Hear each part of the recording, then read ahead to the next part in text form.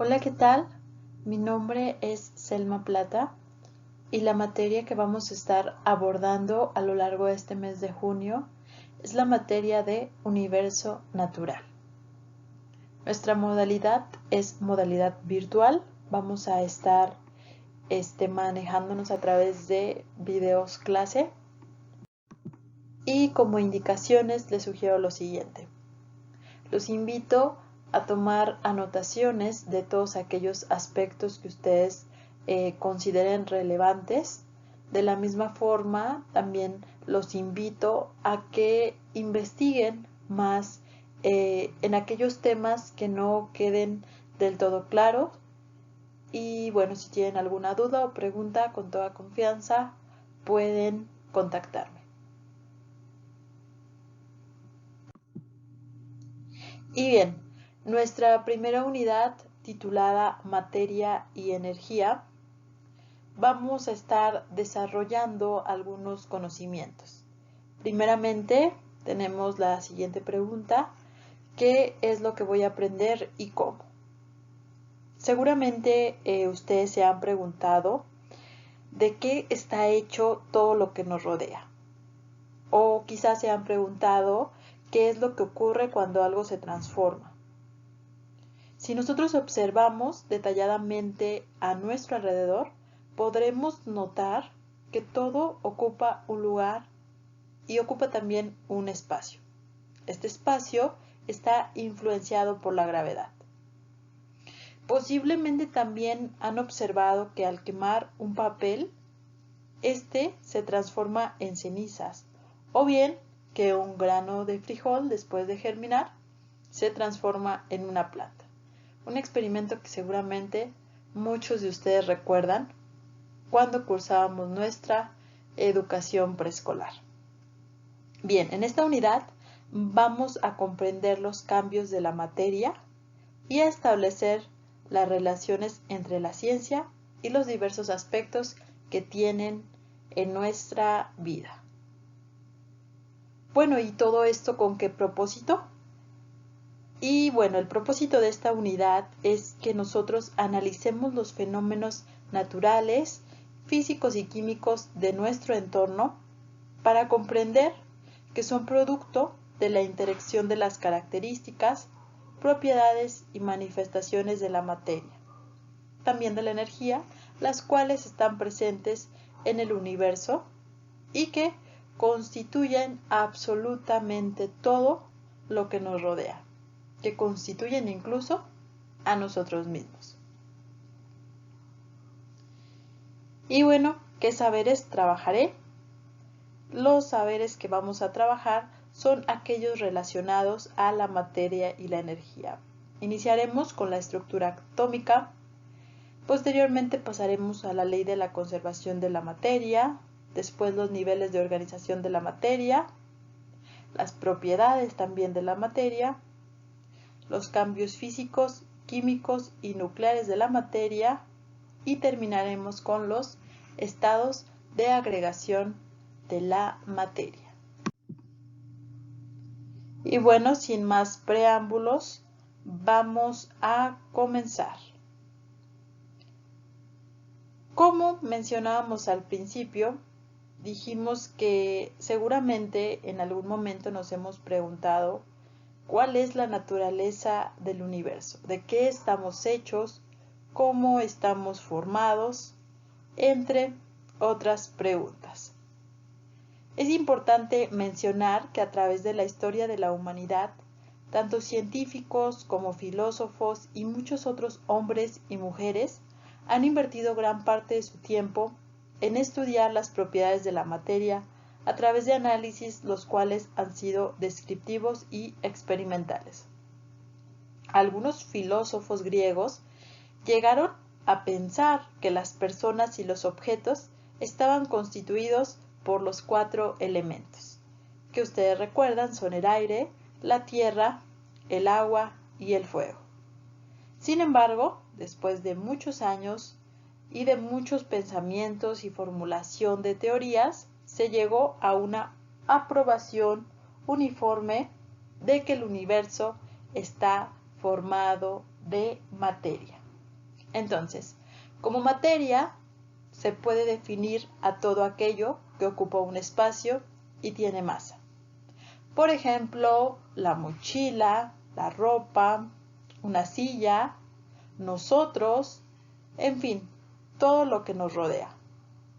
Por otro lado, la palabra espacio se refiere al volumen y masa, es la cantidad de materia que posee un objeto o un cuerpo.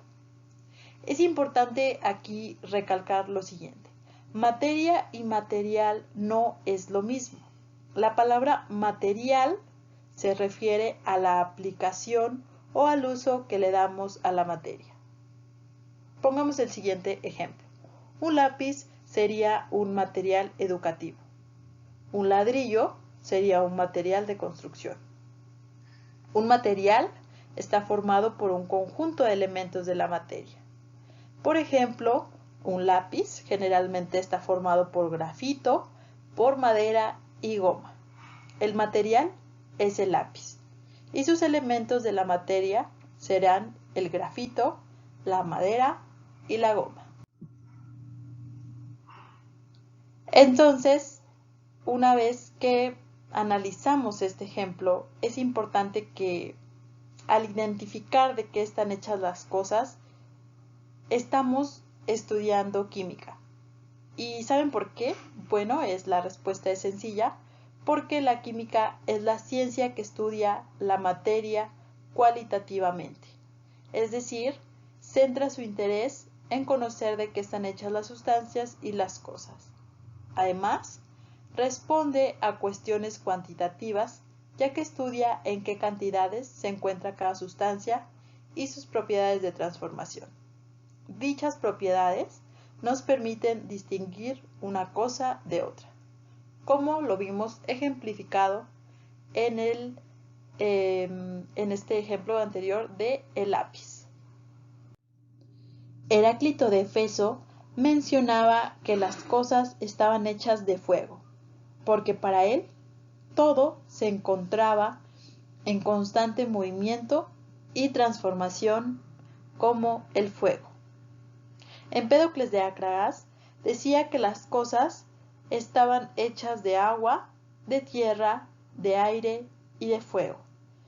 Todas las cosas se forman por mezcla y separación de estos 4 elementos. Además, el proceso del devenir del mundo recorre cíclicamente 4 etapas, de un modo regular y automático.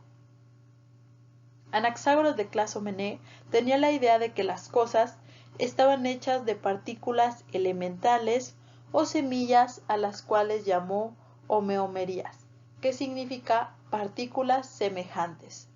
En todas las cosas hay semillas de todas las cosas, de tal manera que todo está en todo. Las cosas son distintas a unas de otras porque más de un tipo que de otras.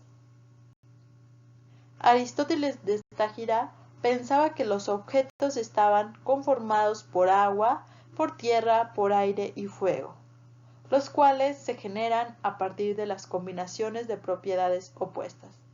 Estas propiedades son el frío, el calor, la humedad y la sequedad. Por ejemplo, el calor y la sequedad originan el fuego. El frío y la humedad originan el agua. El calor y la humedad originan el aire. Y finalmente, el frío y la sequedad originan la tierra.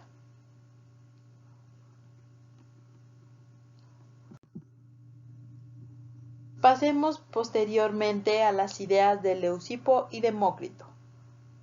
Los filósofos Leucipo de Mileto y su discípulo Demócrito pensaron que al dividir cualquier objeto a la mitad y una de estas mitades dividirla a la mitad y dividiendo una de estas mitades a la mitad y así sucesivamente, va a llegar el momento en que no se podrá dividir más. Es decir, llegará al punto de la discontinuidad de la materia. Por lo cual concluyeron que la materia concluyeron que la materia está formada por partículas diminutas e indivisibles, a las cuales Demócrito llamó átomos. Lo subrayo en amarillo porque estas definiciones son muy importantes. ¿Ok? Sin embargo, dice por aquí, su teoría no fue popular. Quizás también porque se oponía al pensamiento de Aristóteles, el cual consideraba que la materia era continua. Es decir, que un objeto se podía dividir infinitamente. Para comprobar la teoría de Leucipo y Demócrito, les sugiero, cuando tengan oportunidad, realizar la siguiente actividad. Necesitarán una hoja de papel de tamaño carta y tijeras. Y bien, si tomamos la hoja de papel y la cortamos a la mitad, posteriormente tomemos después una de las mitades y cortémosla nuevamente a la mitad, y de estas dos mitades tomar una, cortarla a la mitad, y repitamos esto hasta que ya no puedas dividir la hoja a la mitad. ¿Qué pasa con la materia de los objetos cuando los divides? Bien, los invito a reflexionar la siguiente pregunta. Y dice por aquí, el hecho de no poder dividir más la materia fue la base de Leucipo y Demócrito, para concluir que la materia está formada por partículas indivisibles a las que llamaron átomos.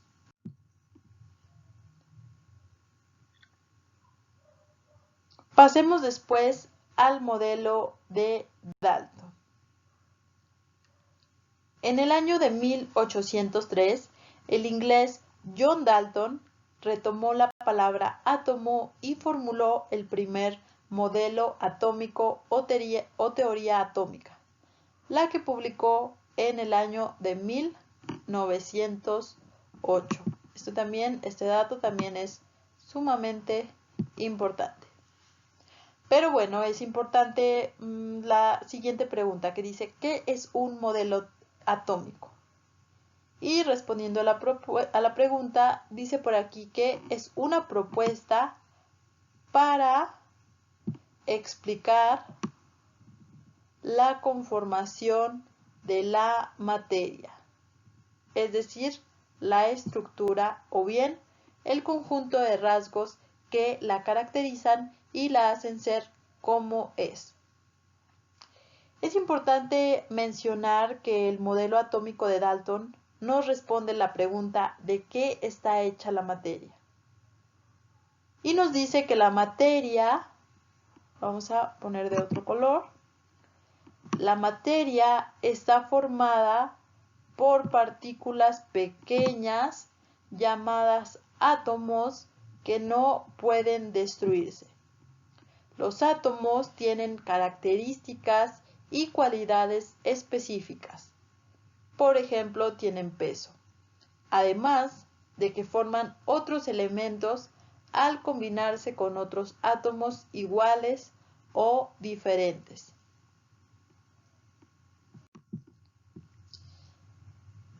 Para contextualizar, bueno, me regreso. Dice por aquí, para contextualizar dicho planteamiento, el planteamiento de Dalton, perdón, me adelanté una diapositiva, los invito a realizar la siguiente actividad. Imagínense un jardín. El jardín podría ser la materia y esta se encuentra formada por plantas que toman el papel de átomos. Y sin los átomos no existiría la materia. Es decir, no se pueden quitar ni destruir. Algunas flores son iguales y otras son diferentes. Cada flor igual se puede relacionar con un elemento. Ahora imagínate cortar 3 diferentes flores y colocarlas en un florero. Las flores, así combinadas, pueden ser un ejemplo de lo que llamamos un compuesto. La teoría de Dalton ayudó a ir entendiendo el comportamiento de la materia, para entender de la manera precisa a lo que se refería.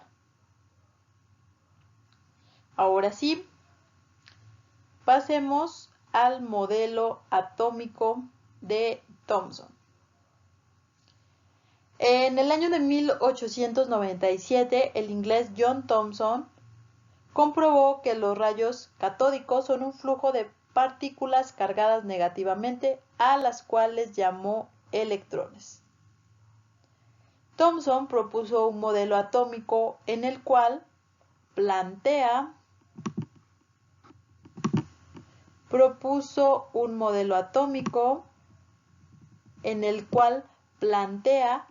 que los átomos están formados por partículas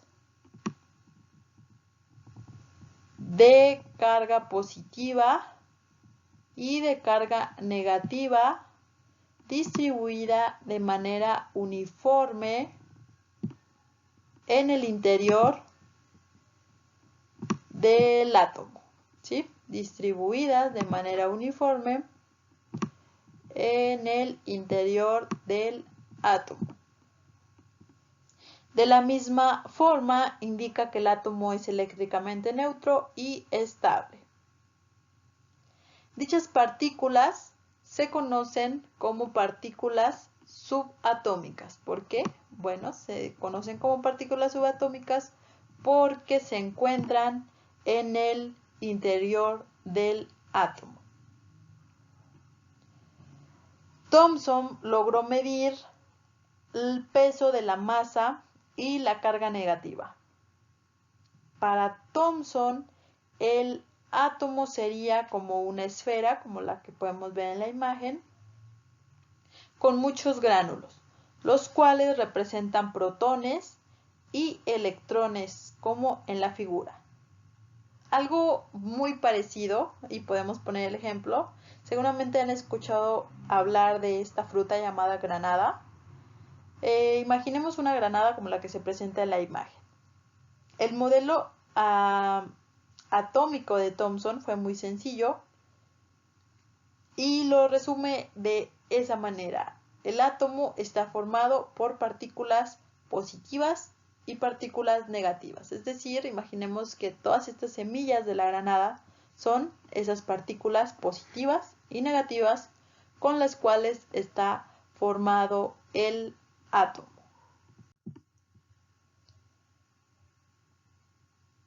Pasemos después al modelo de Rutherford.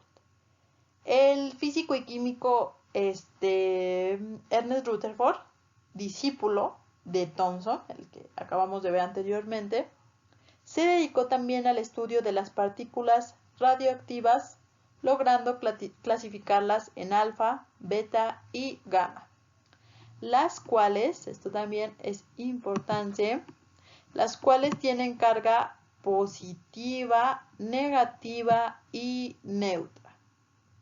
De la misma forma, Rutherford encontró que la radioactividad iba acompañada por una desintegración de los elementos. El modelo atómico de Rutherford probó la existencia del núcleo atómico.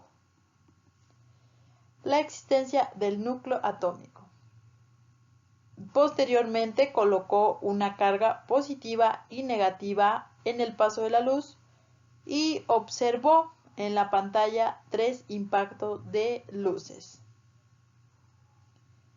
En 1911, Rutherford utilizó los rayos alfa y los hizo pasar a través de una lámina de oro delgada. Esta serie de ejercicios, de experimentos más bien, lo llevó a comprobar y a establecer sus teorías y más que nada a que sus teorías fueran válidas.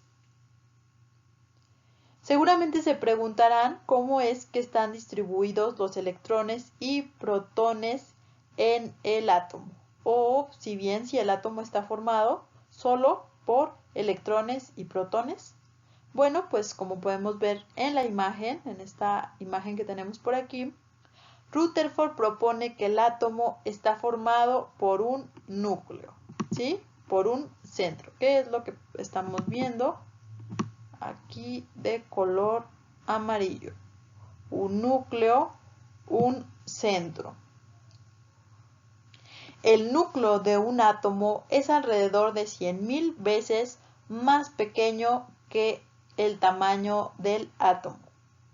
La corteza en su mayoría es espacio vacía y en ella los electrones, estos elementos que tenemos aquí, los electrones se mueven a gran velocidad alrededor del núcleo.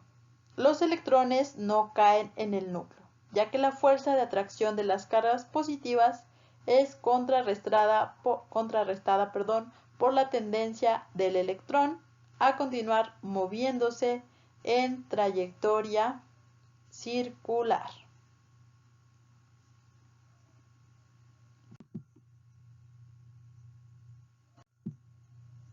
Y bueno, los modelos atómicos tanto de Thomson como de Rutherford proporcionaron las bases para poder comprender y explicar la naturaleza del átomo.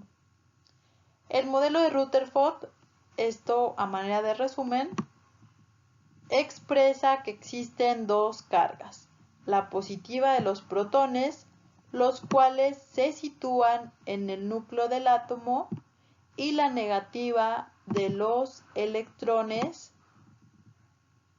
que se ubican alrededor del núcleo.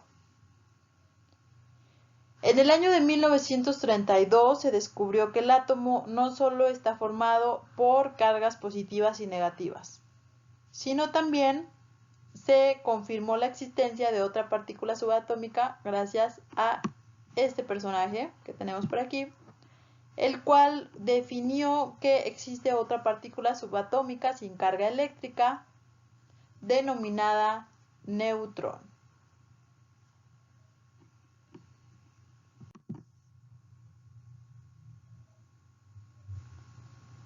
A partir del conocimiento de la composición del átomo surgieron preguntas que el modelo atómico de Rutherford no explicaba. Por ejemplo, ¿todos los electrones tienen el mismo nivel de energía? ¿Cómo es físicamente un átomo? Y bien, para responder estas preguntas, la propuesta del danés Niels Bohr respondió lo siguiente. En 1913, Niels Bohr utilizó la idea de que la energía estaba cuantizada utilizando el modelo atómico de Rutherford para proponer su propio modelo atómico, es decir, tomó las bases que anteriormente habían sido definidas para él definir unos nuevos conceptos, unas nuevas afirmaciones.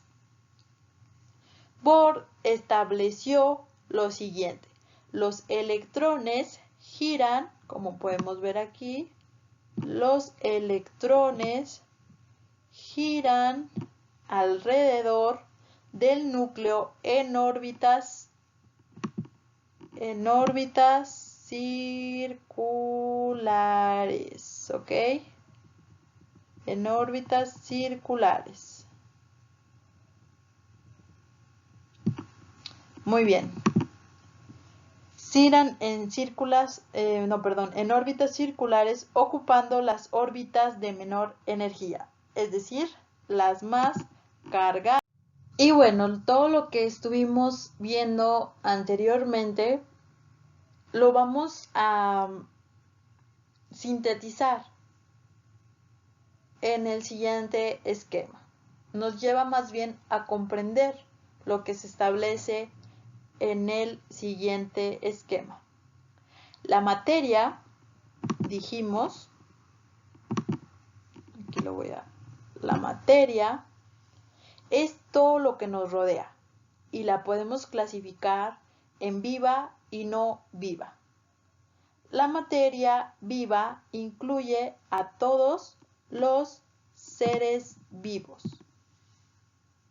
desde microorganismos como los virus, y que bueno, posiblemente ahorita esto de los virus no sea un tema del cual queramos nosotros saber, pero bueno, es parte de la composición de la vida y de nuestro contexto actual. Bueno, continuando.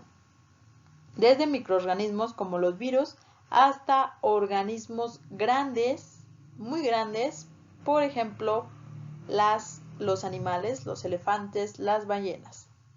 Los organismos a su vez tienen niveles de organización que van desde muy sencillos hasta otros muy complejos. Por ejemplo, desde unicelulares hasta organismos de operación complicada. Por ejemplo, los seres humanos o los delfines o alguna otra especie. La materia no viva o inerte abarca todo lo carente de vida, por ejemplo, la tierra y todo lo que la constituye como el agua, las sales, los minerales, las piedras y las montañas. La materia viva y la materia no viva convergen en que las dos están formadas por átomos, ¿sí? Los cuales forman sustancias puras llamadas elementos como el oxígeno y el hidrógeno. La combinación de los elementos forma compuestos químicos como el agua. Por lo tanto, la materia viva y la no viva están formadas por elementos y compuestos. Por otra parte, los átomos están formados por partículas subatómicas como el electrón, el protón y los neutrones. ¿Ok? La interacción de estas partículas, da origen a los elementos y a los compuestos. ¿Ok? Muy bien.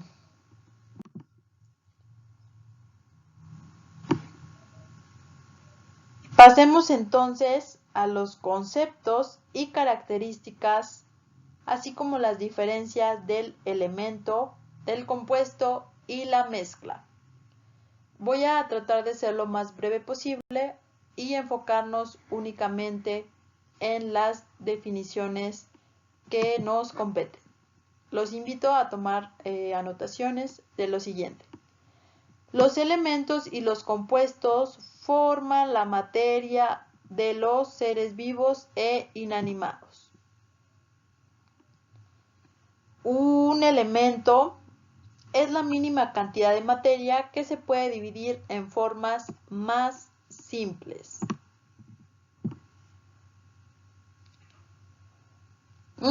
Ahora bien, dos o más elementos diferentes se pueden unir o enlazar entre sí para formar un compuesto químico.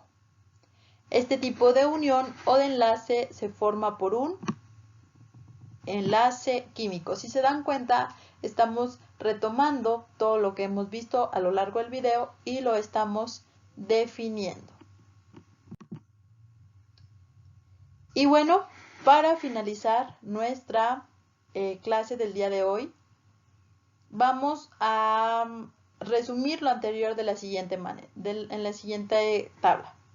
Un elemento es un material compuesto de un simple tipo de átomo.